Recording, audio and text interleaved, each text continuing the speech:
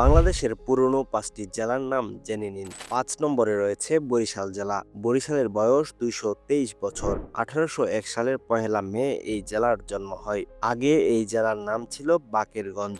৪ নম্বরে রয়েছে ফরিদপুর। ফরিদপুরের বয়স ২৩৮ বছর।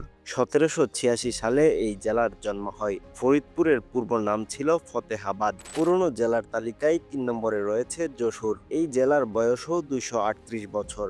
যশোর আগে রাজ্য ছিল। ১৭৮৬ সালে এটি জেলা হিসেবে প্রতিষ্ঠা পায়।